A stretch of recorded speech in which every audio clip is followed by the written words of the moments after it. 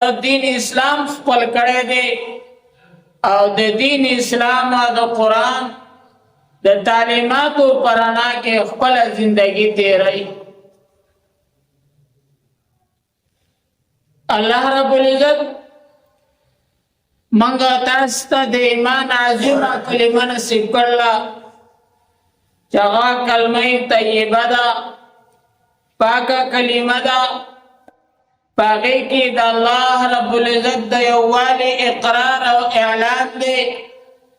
پدغا کلمہ کی دا اللہ رب العزت دا وحدانیت چغا دا.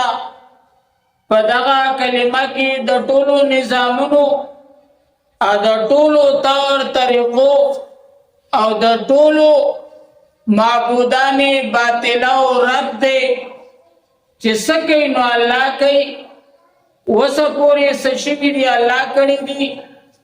موجوده چې سکیږي د الله په حکم کیږي، راتلونکي وخت کې څومره چې فیصلې به کیږي دا به د الله په حکم او اراده باندې کیږي.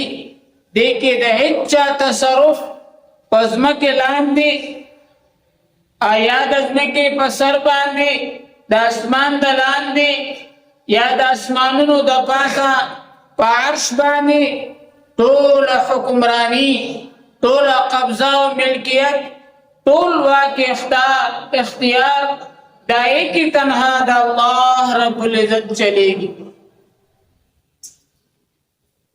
او د دې سبق د پاره چې دا سبق دا پوخ کړی شي، دا یاد کړی شي، دا سبق زړونو ته کوز شي. د دې سبق یقین دا پزرونو کې کورو کې زیو کې دا کې د پاره الله پاک وقتن فوقتن دنیا ته انبیاء را لېږلي دي چې دا د کلمې توحید د لا اله الا الله دا سبق دا د انسانانو توریات کی او زما بندیان دا خپل سبق کم چې په عالم ارواح کې الله رب العزت د دوی سره دا وعده کړی و لستو بربکم قالوا بلا.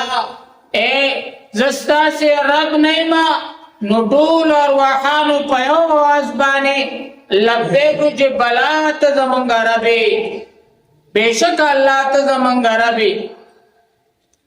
رب دې ته ویل کېږي یو څیز د ابتدا نه انتها ته رسول، دې طرف تربیت کو ان کے